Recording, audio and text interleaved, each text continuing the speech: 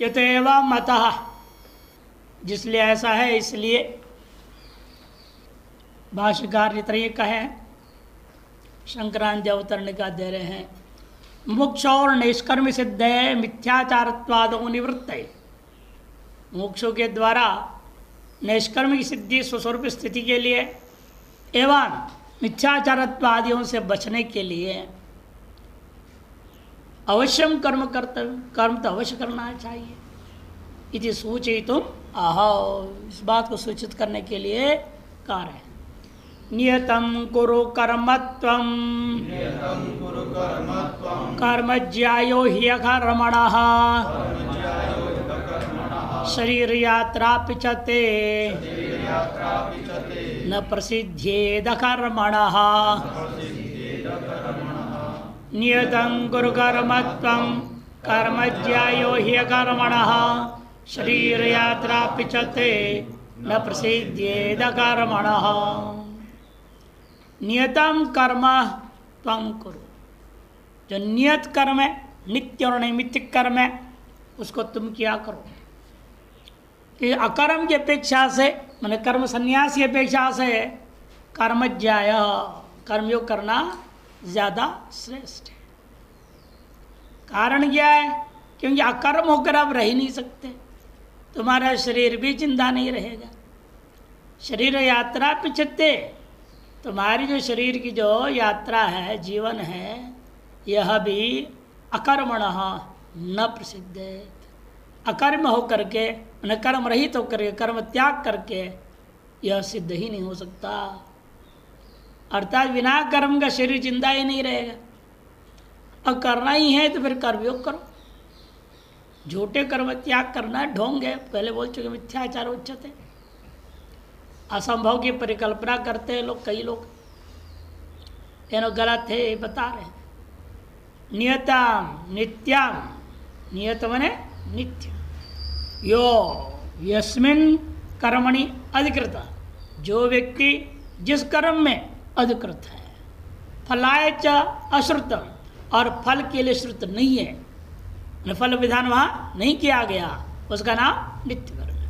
तब नियतम कर्मो, उसको नियत कर्म कहते हैं।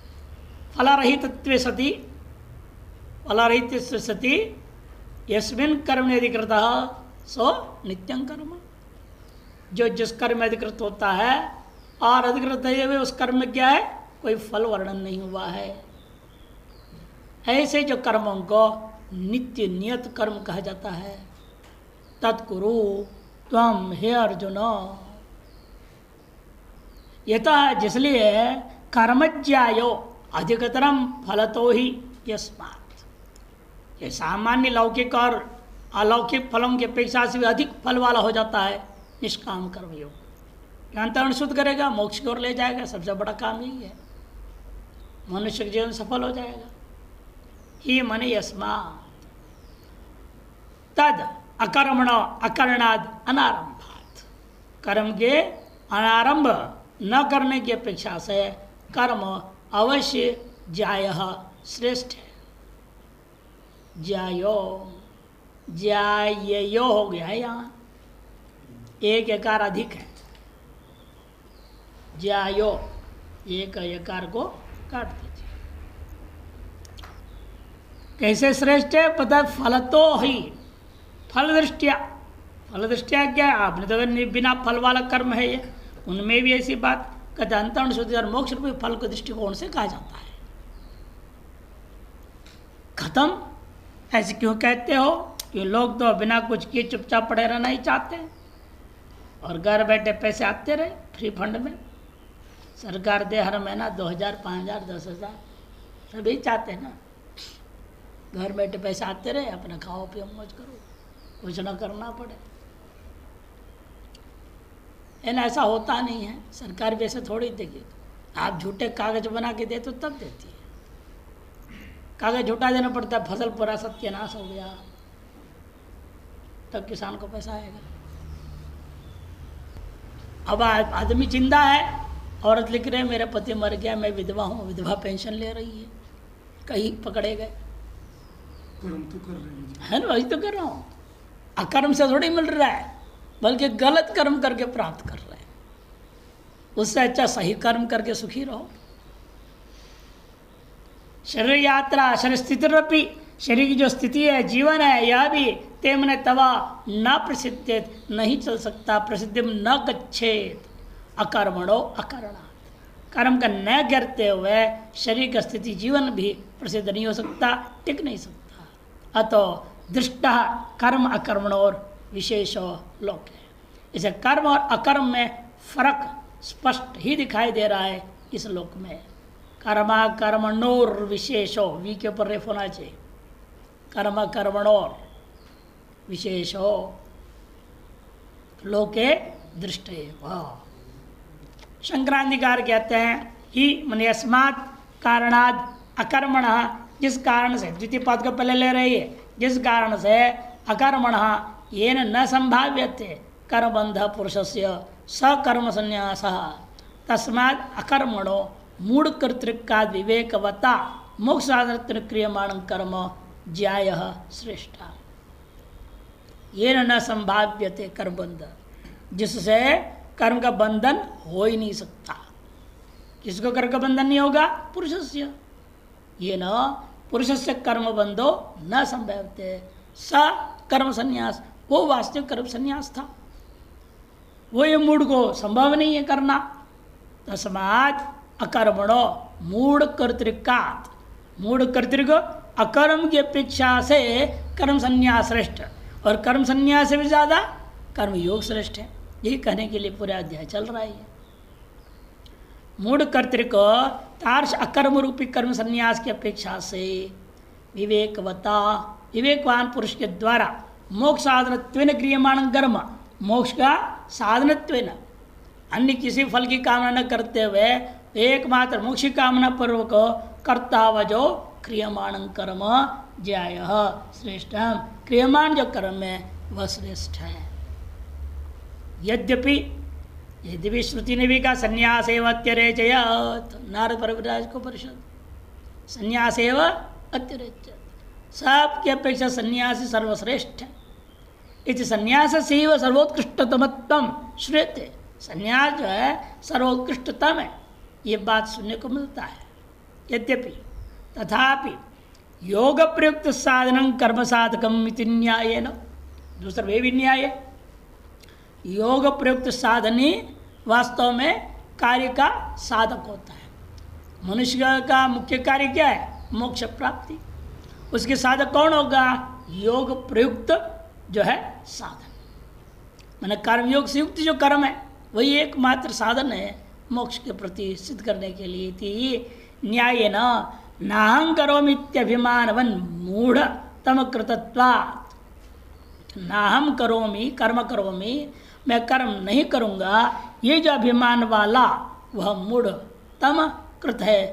तो संन्यासस्य, उस मूढ़तम पुरुष के द्वारा कृत संन्यास की तदपेक्षया परमेश्वरम आराध्य अहम तरिष्यामि इति ईश्वरार्पण बुद्धिया निर्भिमानिना मुक्षुण क्रियमाणत्वात् कर्म ज्याय इति उपचर्यते, न तो संन्यासो दूष्यते।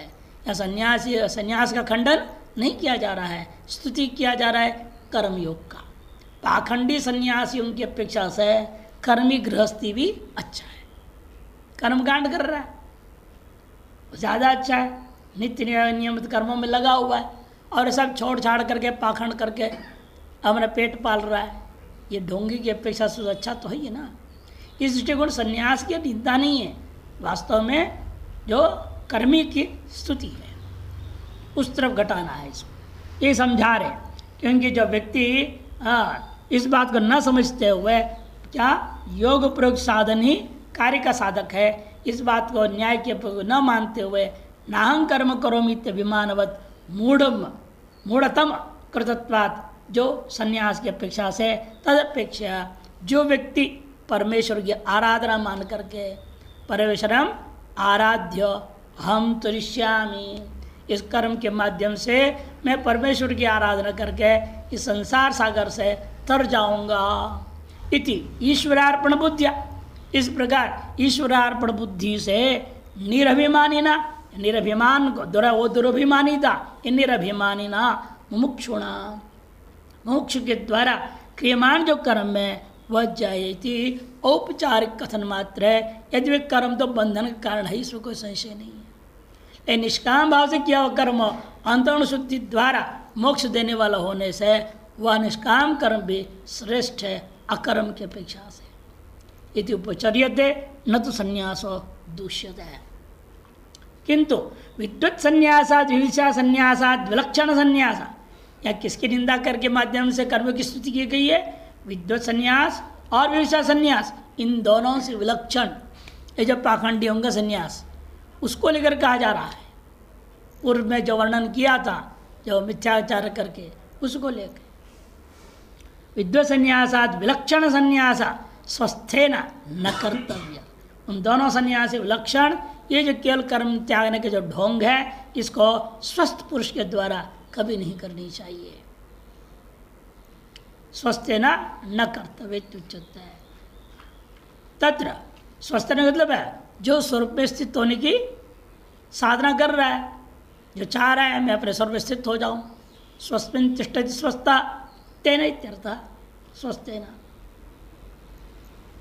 तत्र विद्याभावात्, ऐसे संन्यास करने में कोई विधि भी नहीं है। संन्यास की विधि दो ही है, विविदिशा संन्यास या विद्वत संन्यास। अतएव तत्र मैंने एतादृश पाखंड के इन दोनों से विलक्षण जो पाखंड संन्यास है उसमें कोई विधि भी तो नहीं है। यथा आत्मतत्व ज्ञात्वा एव केवल मूढ़ेन अविदिशुना कर्म संन्यास कृतश्चेत तेन प्रत्यवाये को अनर्थ हो। ये आत्म तत्व को न जान करके, आत्म तत्व अज्ञात्वा, बिना परोक्ष ज्ञान, परोक्ष ब्रह्म ज्ञान कम से कम चाहिए संन्यास लेने के लिए, या परोक्ष ब्रह्म ज्ञान की ही हुई लक्ष्य बनाकर संन्यास लो, वो भी चलेगा। लेकिन ब्रह्म ज्ञान के लक्षित के बिना जो संन्यास लिया जाए वो महान अनर्थ का कारण होता है। वही समझा रहे हैं। जो व्यक्ति आत्म तत्व के अज्ञात्वा, न जानते हुए, केवल मूढ़ेन अविविदिषुणा, केवल मूढ़ता के कारण, जानने की इच्छा के बिना अविविदिषु है, उसके द्वारा कर्म का संन्यास कृतश्चेत, कर्म का संन्यास करेगा, महान चार अनर्थ होगा क्रमेश। पहला अनर्थ क्या है? प्रत्यवाय लग होगा, एको अनर्थ। पहला है उसका पाप लगेगा, दूसरा नरकपातो द्वितीय, तीसरा दुर्योनिस तृतीय, दुर्योनियों में चला जाएगा। पशु पक्षी आदि अधिकतर मुझे लगता है कि जो ध्यान के पाखंड कर से बाद में बक बन जाता है। बक, बक पक्षी होता है ना, हाँ, बको ध्यानम कहा है, इसीलिए बक बन जाएंगे, डोंग है ना, ध्यान का नाटक करने वाले। ऐसे विभिन्न पशु हैं तो भंडारे खाने वाले सब क्या बने? ईश्वर बनेंगे। और क्या, इनके अलावा और कोई रास्ता नहीं। केवल भंडारा के घूम रहे, ना स्वाध्याय करते, ना ध्यान चिंतन करते, ना भजन करते, ना कुछ नहीं, माला भी फेरते नहीं, है ना। किसी प्रकार से वेदांत की ओर आगे बढ़ने तो दूर की बात है। ऐसे लोगों को कह दिया नरकपातो दुर्योनिश्चतुर्थी, और अंतिम जो है वो है मोक्षाभावश्चतुर्थ, मोक्ष का भाव उनके लिए पक्का है। ये चार अनर्थ होगा: प्रत्यवाय, नरकपात, दुर्योनि प्राप्ति और मोक्ष का भाव। कृते तु कर्मणि, और कर्म करो, चारों से बच जाओगे। ये कर्मयोग करने लगो और जो है निष्काम भाव से, तो क्या क्या मिलेगा? प्रत्यवाय अभाव, एक तो प्रत्यवाय का अभाव होगा, दूसरा ईश्वर प्रसाद, ईश्वर प्रसन्न होने से चित्त शुद्धि हो जाएगी, और तत्फल स्वरूप क्या मालूम? तीसरे नंबर में ज्ञान प्राप्त होगा, उस ज्ञान का फल मोक्ष सिद्ध्यति, मोक्ष सिद्ध हो जाएगा। अतः फलभूयस्मात्, इसलिए पूर्व निष्काम जो है भाव से कर्म करने वाले के अपेक्षा से जो अज्ञानवशात मूढ़तापूर्वक कर्म त्याग करता है, अकर्म ही होता है, उसके अपेक्षा से तो कृत्य जो है फलभूयस्त्वात्, फल के आधिक्यता के कारण से कर्मणस्त्वम, एक आदित्यकार नहीं है यहाँ पर, कर्मणस्तम नियतम विद्युक्तम कर्म नित्यम वा नैमित्तिकम वा ईश्वर प्रीत्यर्थ चित्त शुद्ध्यर्थ चंच कुरु इत्यर्थ। इसलिए कर्म को करो। कैसे कर्म? तो हम तुम्हें जो है काम है नियतम, जो विधि से उक्त जो कर्म है उसमें भी कौन सा? नित्य और नैमित्तिक, काम्य और निषिद्ध को त्याग देना। वो इसको करने के पीछे उद्देश्य क्या होना चाहिए? दो में एक उद्देश्य कर लो। ईश्वर प्रत्यर्थम कहो या अंतःकरण शुद्ध्यर्थम कहो, चित्त शुद्ध्यर्थम वा। कर्म में संकल्प बोलना ही पड़ता है। संकल्प बोलने लगे हो तो फल मांगेगा। वो फल किसके लिए कर रहे हो? आपके पूजा पाठ के विनियोग किस फल के लिए किया जा रहा है? वो फल मांगेगा। तब आपको यही कहना ईश्वर प्रत्यर्थम अथवा चित्त शुद्ध्यर्थम, यही संकल्प में कहना चाहिए कर्म का। इस प्रकार से तुम कर्म करो इत्यर्थः, कुरु इत्यर्थः। न केवलम आमश्मिकार्थम एव कर्म कर्तव्यम भवति किंतु ऐकार्थम भी कर्तव्यम इत्याह। इस प्रकार से आमुष्मिक फल, मोक्ष पर्यंत फल के लिए ही कर्म करना चाहिए, ऐसी बात नहीं। यह लोक में तुम्हारे शरीर का जिंदा रहने के लिए भी आपको कर्म करना ही पड़ेगा। कर्म के बिना ये शरीर भी जिंदा नहीं रहेगा। अरे खाओगे पियोगे भी तो कर्म है। लोग शंका जाना है, शौच जाना है, नहाते धोते सब कर्म ही तो है। उसके बिना शरीर कैसे जिएगा? इसे कर्म के बिना तो शरीर जिंदा रह ही नहीं सकता। अब जरा करना ही है तो विधिवत कर दो। श्रुत्युक्त नित्य नैमित्त कर्मों को करो। भिक्षा भी करनी है, करना ही, भोजन करना ही है तो उसको विधिवत करो। उसको हवन रूप से करो, मंत्र बोलते हुए खाओ, तो अपने आप जो है शीघ्र अंतरण शुद्धि होगी, आगे बढ़ेगा आदमी।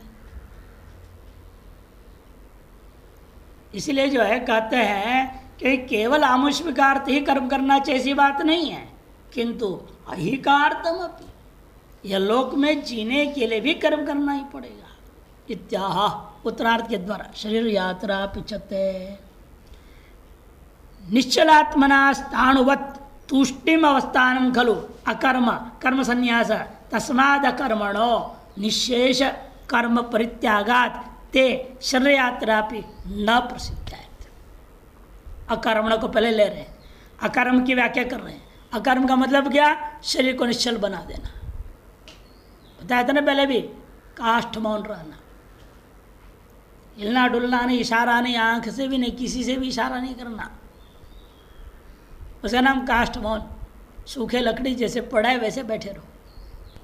को मुंह में है ठूस दे तो खा लिया, नहीं तो भी नहीं।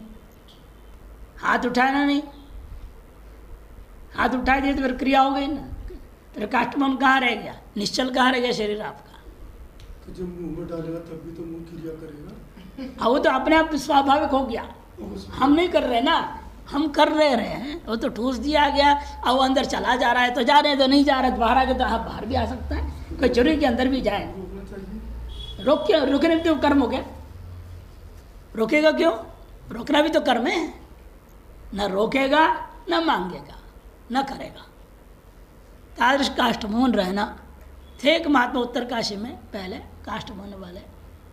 अंत जब काष्ठमौन तोड़ने के बाद में 48 साल काष्ठमौन में रहे, 1-2 साल नहीं, 48 साल।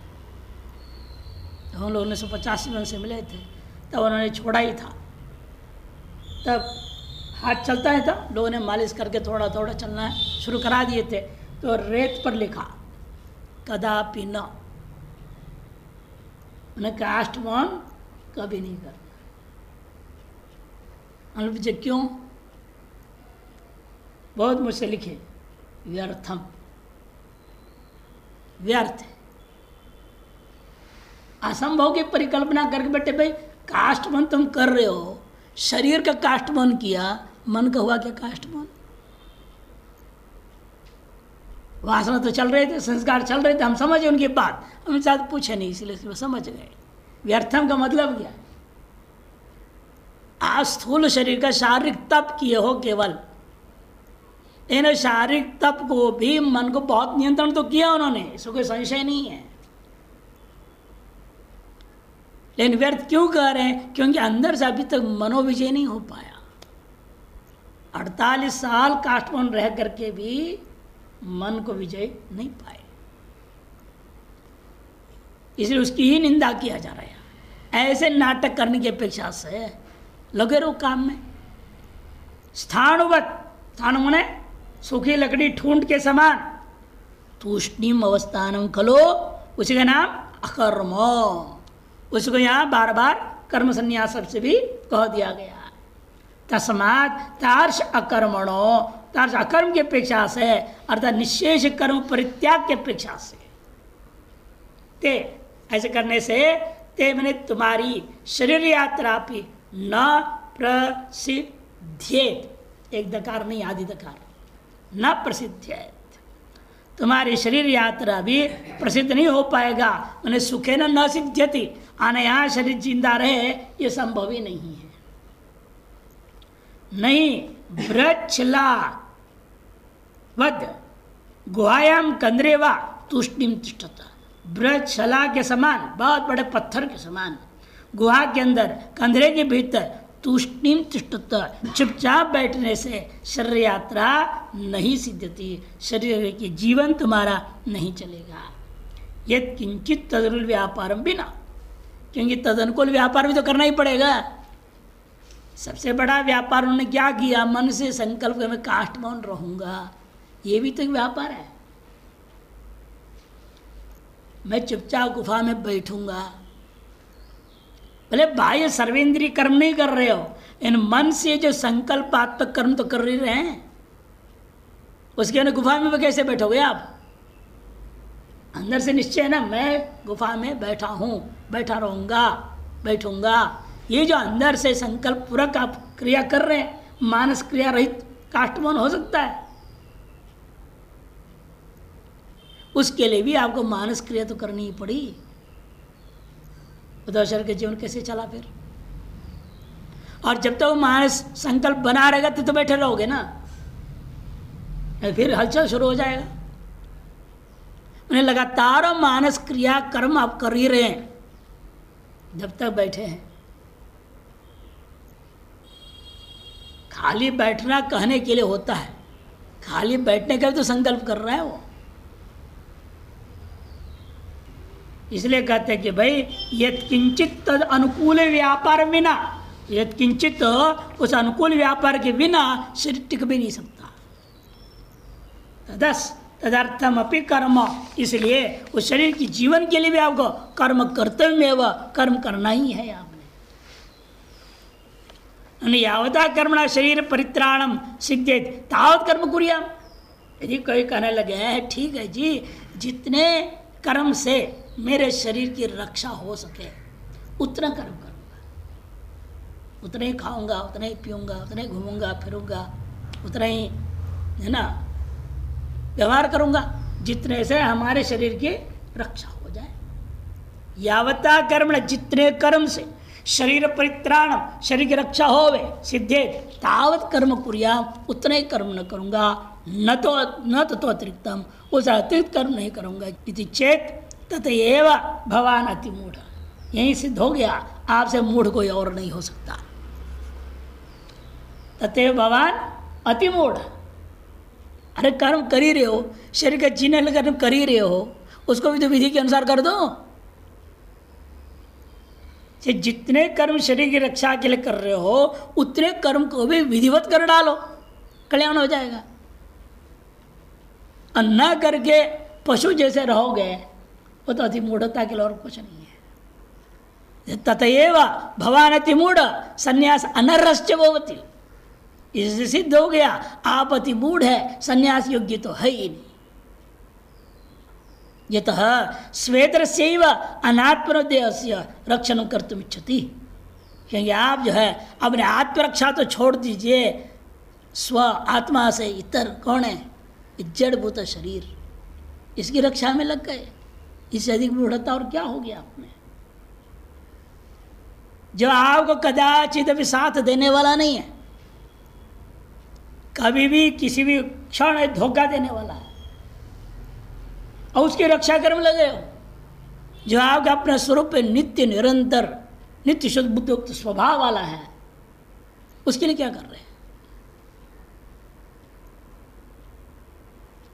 इसे कहते हैं स्व इतरस्य। स्व कौन?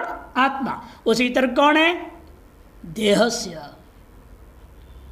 स्व इतर से स्व से हो गया आत्मा, उस इतर कौन हो जाएगा? अनात्मा। अनात्मनो। अनात्मा कौन? देहस्य। रक्षण कर तुम इच्छति, रक्षा करना तुम चाहते हो, न तो आत्मना। तुम तो आत्मघाती हो। फिर आत्मरक्षा करना नहीं चाहता, हाँ, स्वयं की रक्षा करना नहीं चाहता। स्वस्थ पर स्थित होना ही स्वयं की रक्षा है, वो नहीं करना चाहते हो। और जो शरीर की रक्षा करना चाहो, तुमसे अति मूढ़ और कौन हो सकता है? तव अयम आत्मा जन्म प्रवाह पतित्वा, कि तुम्हारी यह जो शरीर रूपी आत्मा है, ये तो जन्म मरण के चक्कर के प्रवाह में पड़ा हुआ है। मुहुर मुहुर निमज्जन उन्मज्जन निरंतर दुखे न क्लिष्टाति। बारंबार इस संसार से डूबता है, उठता है, डूबता है, उठता है, निरंतर दुख के अलावा और कुछ नहीं प्राप्त करता। दुख से क्लेश को प्राप्त करते रहता है। दुखे न क्लिष्णाति। तम आत्मस्त्राणम अकृत्वा, तुम जो है अपने आत्म स्वरूप के त्राण रक्षा के रूपे स्वाध्याय न करते हुए अनात्मना शत्रुरेव त्राणाय। अनात्मा कौन है? अनात्मा ये शरीर, ये वास्तव में तुम्हारे लिए शत्रु है। आप उसकी रक्षा करने में लगे हो। जो आपके अपना स्वरूप उसको छोड़ करके पराया स्वरूप है, आत्मा से भिन्न स्वरूप है, अनात्मा है, शरीर है, ये तुम्हारा शत्रु के समान है। ये तुम इसीलिए इसमें रक्षा में लग जाओ। तो इसे शरीर की रक्षा करना है, किस दृष्टिकोण से करना पड़ेगा? धर्म के लिए। शरीर माध्यम खलु धर्म साधन। शरीर ही पहला धर्म का साधन है। यही धर्म के लिए प्रयोग कर रहे हो तब ना। केवल न्यूनतम भोग से युक्त होकर रहूंगा और धर्म कुछ नहीं करूंगा, ऐसा जो शरीर की रक्षा करने वाला, उसी की निंदा किया जा रहा है। शत्रुरेव त्राणाय यत से, तो यथार शत्रु भूता है, शरीर की रक्षा कर तुम निरंतर यत्नशील हो। इतोपि वा दुर्भिमानम त्यक्त्वा, इसलिए भी हम आपको कह रहे हैं, अपने दुर्भिमान को त्याग करके कर्मणा शरीर त्राणम अत्यंत आस्त्या यथा करोषि, जैसे तुमने अभी कहा, शरीर की रक्षा के लिए कर्म करता हुआ अत्यंत आस्था द्वारा तुम कर्म करूंगा। यथा करोषि तथा विहितानि कर्माणि अनुष्ठाय, उसी प्रकार तुम विहित कर्मों का अनुष्ठान करने द्वारा तेन प्राप्त शुद्ध शुद्धिया, उसे क्या होगा? विहित कर्म का अनुष्ठान करने से प्राप्त चित्त शुद्धिया, चित्त शुद्धि हो जाएगी। उससे क्या होगा? आत्मज्ञानम, आत्मज्ञान होगा। आत्मज्ञान से क्या होगा? अपरोक्ष लक्षणम संपाद्य आत्मनम दुख सागराद उद्धर। अपरोक्ष रूपा आत्मज्ञान को संपादन करके अपने आप को इस दुख के सागर से उद्धृत कर दो, मुक्त हो जाओ। उद्धरेदात्मना आत्मानम इति वचना, ये वचन भी है। आत्मन मोक्षार्थम एव कर्म कुरु, आत्मा का मोक्ष के लिए ही कर्म करना, न कुछ अन्यार्थम इत्यर्थ, अन्य किसी का फल के लिए नहीं, ये इसका तात्पर्य है।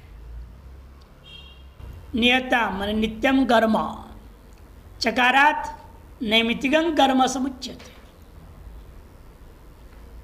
कुतो अन्यतिथि तो अपैर अर्थ, अपि भी है ना, अपर, अपि का अर्थ क्या है? कुतो अन्य, इसे अन्य और करना क्या है तुमने? ये शरीर मिलाए किस लिए? उस उद्देश्य में लग जाओ और बाकी सब छोड़ो। अकर्मणा सुखम एवेति चेत न, यही पूर्व पश्चिम, अकर्म से भी तो सुख मिल रहा है, न ऐसा मत कहो। ये तो अनधिकार तव संन्यास है, जिसलिए आपको वास्तु संन्यास में अधिकार ही नहीं है। विशेष अर्जुन के लिए कह रहे हैं तुम्हारे संन्यास का अधिकारी। श्रुतियों ने क्या कहा? स्मृतियों ने चत्वार आश्रमा ब्राह्मणस्य, ब्राह्मण को 4 आश्रमों का अधिकार है। पहले ब्रह्मचर्य आश्रम में रहेगा, फिर गृहस्थ में जाएगा, फिर वानप्रस्थ में जाएगा, फिर संन्यास में जाएगा। त्रयो राजन्यस्य द्वौ वैश्यस्य शूद्रस्त्वेक एव गार्हस्थ्यम। राजन्य क्षत्रिय के लिए ब्रह्मचर्य, गृहस्थ, वानप्रस्थ। वैश्य के लिए दो ही, ब्रह्मचर्य आश्रम और गृहस्थ आश्रम। और शूद्रस्तु एक एव, शूद्र को तो एक ही आश्रम का अधिकार, सीधे वो गृहस्थ आश्रम में जाएगा। गार्हस्थ्यम एकमेव। ब्रह्मचर्य आश्रम में नहीं, गुरुकुल जाकर वास करेगा नहीं, वो गुरुकुल वास उसके लिए विहित नहीं है। बच्चा पैदा होगा गृह वहाँ पर शूद्र घर में, वो माता पिता पहले बचपन में खेलते रहेगा अन्य बच्चों के साथ, अपने शूद्रों के साथ, फिर धीरे धीरे बाप अपने साथ ले जाएगा। अपना जो भी उसका नित्य कर्म होता है बाप का, वही काम बच्चे को सिखाएगा। मछली पकड़ना है, भंगी है तो झाड़ू मारना है, जिसका जो काम, आनुवंशिक परंपरा चलती रहती है। जो वैश्य आदि लोग पढ़ते हैं गुरुकुल में जाके, फिर वो भी आनुवंशिक व्यापार आदि करेंगे, तभी सफल थे। और आज अपने आनुवंशिक व्यापार छोड़ देते हैं और दूसरे की नौकरी करने में लगे रहते हैं, तभी दुखी हो रहे हैं लोग। आजकल बहुत ऐसे समाचार आने लग गए, विदेश में नौकरी में था, छोड़ के इधर आया पर इतना लाखों कमा रहा है, ये कर रहा है, वो कर रहा है, खूब आते हैं समाचार। या सुखी है खेती बाड़ी करके, अन्य चीज़ें करके, ऐसे सब आ रहे हैं। इसे नौकरी का जो शैली जो शुरू हुआ है अनादिकाल से, जो हुआ नहीं है सब। पहले राजा यहाँ काम करते, राजा के जो कहा वो काम करते थे, उससे सारा खर्चा पानी चलाता था राजा। जब से धीरे धीरे तनख्वाह वाला जो प्रथा बन गया ना, ये ज़्यादा खराब हो गया। पहले भी होता था, पारिश्रमिक देते थे, पारिश्रमिक का तनख्वाह होता था, राज्य की ओर से तय था। लेकिन वहाँ अलग थी, हम एक राजा के लिए कर रहे हैं, अपने देश के लिए ही कर रहा हूँ, ये भाव था। और यहाँ आप चोरों को, डकैतों को करके दे रहे हैं। वैसे बड़े बड़े बदमाश है, छोटे बदमाश से बात अलग है। काल क्रमेण होते रहता है सब चीज़ें परिवर्तन, फिर आएगा राजतंत्र आएगा, बिना आए तो चलेगा नहीं। पृथ्वी ऐसे ही चलते रहता है, काल चक्र ही है।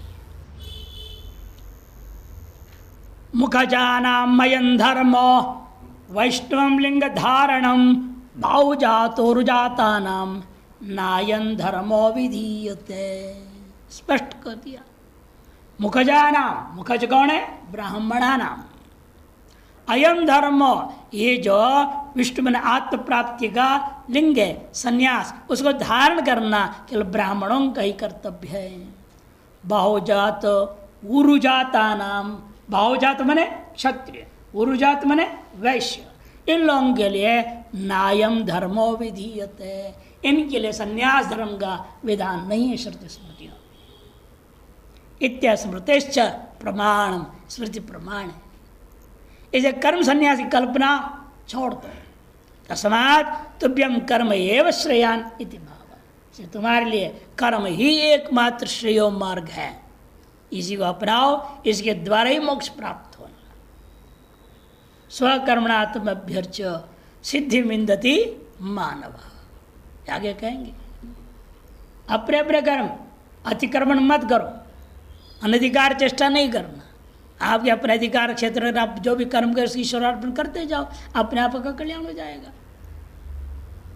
अनधिकार चेष्टा करोगे, अतिक्रमण करके कोई लाभ नहीं बल्कि हानि ही होगी। यच्च मन्य से बंधार तत्व कर्म न कर्तुमिति तदपि असत्। भाष्यकार अवतरण के दे रहे अगले श्लोक के लिए, ये जो तुम मानते हो बंधन के कारण है ये कर्म, अतएव न करते, नहीं करना चाहिए, इसको त्याग देना चाहिए, यह तुम्हारा विचार भी तदपि असत्। खत्म। उसके जवाब में श्लोक आरंभ करेंगे। संक्रांति कारण दे रहे, देखो, ननु कर्मणा पतिते जंतुर विद्या च विमुच्यते। कर्म से यह जीव बंधन को प्राप्त करता है, और विद्या से ही वास्तव में मुक्त होता है। इति यह स्पष्ट ही कह दिया कर्मणाम बंध हेतुत्व स्मरणात्, कर्म जो है बंधन के कारण होते हैं, ऐसे स्मृतिकार ने कहा है। कथम बंधकं कर्म कर्तुम शक्यते, जो बताओ ऐसे बंधन में डालने वाले कर्म को करना कैसे संभव है। जानने के बाद कीचड़े मालूम हो जाए, दलदले मालूम, फिर वहां पैर रखे, महामूर्खी तो करेगा। प्रक्षालनाद्य पंकस्य दूराद स्पर्शनम वरम, न्याय है ना। प्रक्षालनाद्य पंकस्य, सन्निपात परिभाषा न्याय भी बोलते हैं ना व्याकरण में, सन्निपात परिभाषा। प्रक्षालनाद में धोने की अपेक्षा से कीचड़ न स्पर्श करना ही श्रेष्ठ है। दूराद अस्पर्श वरम, पंक मने कीचड़। प्रक्षालनाद्य पंकस्य दूराद अस्पर्शनम वरम। मालूम है हमें एक कर्म बंधन देने वाला है, हम क्यों उसको करने में लगे। काम्य सेव कर्मणो बंधकत्तम न तो ईश्वरार्पण बुद्धिया क्रियमाणस इत्याह। तो जवाब दे रहे, देखो ऐसा नहीं, हर एक कर्म बंधन का कारण नहीं होता। कौन सा कर्म बंधन का कारण होता है फिर? काम्य सेव कर्मणो, जो कामना पूर्वक कर्म करोगे। अभी कौन सी कामना? यहलोक परलोक के भोग की कामना से आप जो कर्म करोगे उनको काम्य कर्म कहा जाता है। काम्य जो कर्म है वे ही बंधक होते हैं, न तो ईश्वरार्पण बुद्धिया क्रियमाणस्य। ईश्वरार्पण बुद्धि या अंतरण शुद्ध्यर्थम चित्त शुद्ध्यर्थम जो किया जाने वाला कर्म है वो बंधन का कारण नहीं है। यही बात बताने के लिए अगला श्लोक आरंभ हो रहा है। यज्ञार्थात् कर्मणो वन्यत्र लोकोऽयं कर्मबन्धनः तदर्थं कर्म कौन्तेय मुक्तसंगः समाचर। यज्ञार्थात् कर्मणो वन्यत्र लोकोऽयं कर्मबन्धनः तदर्थं कर्म कौन्तेय मुक्तसंगः समाचर। यज्ञार्थात्, यज्ञार्थात् माने ईश्वरण, ईश्वर के लिए, ईश्वरार्थात्। यज्ञो वै विष्णु, यह 33 संहिता 187 4 नंबर दिया है। यज्ञ मने विष्णु, विष्णु का तात्पर्य परमात्मा शुद्ध ब्रह्म, उसके लिए समर्पित करता यज्ञार्थात्। अन्यत्र कर्म, आप यज्ञार्थ नहीं कर रहे हैं, उसे अन्यत्र मने अन्य फलों के लिए कर रहे हैं आप। वही कर्म अयम कर्म कर्म बंधन लोको। यज्ञार्थात् अन्यत्र कर्मणो एव कर्म बंधन इति। यज्ञ के लिए जो किया जाने वाला कर्म है उससे भिन्न कर्म जो होगा वही वास्तव में कर्म बंधन का कारक होता है। इसलिए तुम्हें क्या करना है? तदर्थं कर्म मुक्त संघ समाचर। तदर्थ मने यज्ञार्थम, परमात्मा के लिए ईश्वरार्पण करते हुए कर्म समाचर। वो भी कैसे? आसक्ति फलासक्ति मुक्त संघ, संघ मने आसक्ति, उसे रहित होकर के, फलासक्ति रहित होकर के उस ईश्वर प्रीत्यर्थम अथवा अंतरण शुद्ध्यर्थम तुम्हें कर्म का सम्यक आचरण करना चाहिए। यज्ञो वै विष्णु, ये जो श्रुत है यज्ञ ने अर्थ हो गया यहाँ ईश्वर। तदर्थम यद क्रियते, उसके लिए समर्पण करता हुआ किया जाता है जो कर्म, उस कर्म का नाम यज्ञार्थं कर्म। तस्मात् कर्मणो अन्यत्र, तस्मात् में तार्श ईश्वरार्पण से किए जाने वाले कर्म से जो भिन्न जो कर्म है, अन्येन कर्मणा लोकोयम अधिकृत सन कर्मकृत कर्म बंधन। अन्य कर्मों के द्वारा, अन्यत्र करते तृतीया में तृण प्रत्यय हुआ है, अन्येन कर्म, अन्य कर्म के द्वारा यह जीवात्मा अधिकृत होकर के कर्मकृत, कर्म करने वाला जो जीवात्मा है, अयम की व्याख्या अयम लोक मन अधिकृत कर्मकृत, जो कर्म में अधिकृत होकर के कर्म करने वाला यह जो जीवात्मा है उसके लिए वह अपना वह कर्म बंधन, कर्म बंधनम यस्य, कर्म ही है बंधन जिसका, स्वयं कर बंधन, ऐसा कर बंधन वाला यह लोको भवती, ये जीवात्मा हो जाता है। न तो यज्ञार्थात, यज्ञ के लिए किया हुआ से बंधन को प्राप्त नहीं करता। अतः तदर्थम यज्ञार्थम इति, इसीलिए तदर्थम ने यज्ञार्थम, उस परमात्मा के लिए ईश्वरार्पण बुद्धि से ही कर्म हे कौंत्य संबोधन है। मुक्त संग कर फल संग वर्जित सन, कर्म फल की आसक्ति से रहित होकर के समाचार निर्वर्तय इत्यर्थः।